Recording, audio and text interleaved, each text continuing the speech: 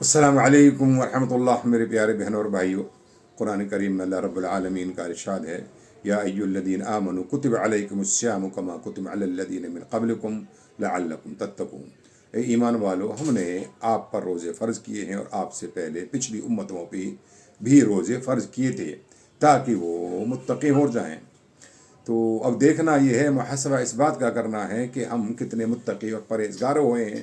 متقی اور تقوی والے کا تقوی کا مطلب یہ ہے کہ اللہ کا ڈر کتنا پیدا ہوا ہے۔ اگر اللہ کا ڈر پیدا ہوتا تو ہم اس قرآن کریم کی اس طریقے سے فضیلت نہ کرتے۔ 3 دن میں، 5 دن میں، 7 دن میں قرآن کو پڑھ لینا، نہ ترتیل ہے، نہ ترتیب ہے، نہ رکوع ہے، نہ قومہ ہے، کوئی حساب ہی نہیں ہے۔ اگر کسی مالک کے سامنے اگر ہم کھڑے ہوتے ہیں کسی فیکٹری میں یا کسی ورک شاپ میں، تو اس کے سامنے تو اس طریقے سے حرکتیں نہیں کرتے کہ الٹا سیدھا کام کر دیں، یا کسی ادھیکاری کے سامنے ہم کھڑے ہوتے ہیں تو بڑے پیار سے جی اور جناب کر کر کے مخاطب ہوتے ہیں۔ تو آپ جب ہم نماز میں کھڑے ہوتے ہیں تو اللہ رب العالمین کے سامنے کھڑے ہوتے ہیں اور اللہ رب العالمین کا کلام کو پڑھ رہے ہوتے ہیں۔ تو کیا یہی تقوی، یہی ڈر ہے کہ جس مالک کے سامنے کھڑا ہوا جائے اور اس کے کلام کی اس طریقے سے بے حرمتی اور اس کی خواریاں کی جائیں؟ تو یہ ڈر تو نہیں ہو سکتا۔ تو اور نمازوں کا تو یہ حالت ہے کہ رکوع سے سر اٹھا نہیں تو سجدے میں، سجدے سے آئے تو رکوع میں، رکوع میں آئے تو تشہد میں۔ یہ چیز بالکل نہیں سمجھ میں آتی کہ ہم کر کیا رہے ہیں۔ اتنی تیز طریقے سے تو کوئی ورزش میں نہیں ہوتی۔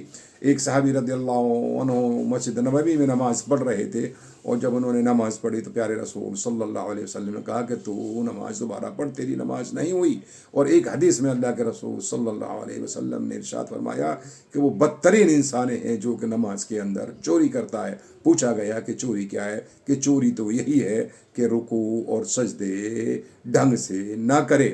پیارے رسول صلی اللہ علیہ وسلم جب رکوع سے سر اٹھاتے تو یہ دعا پڑھتے تھے، سمیع اللہ لمن حمدہ ربنا ولک الحمد حمدا کثیرا طیبا مبارکا فیہ وشکر لک الحمد یا رب العالمین۔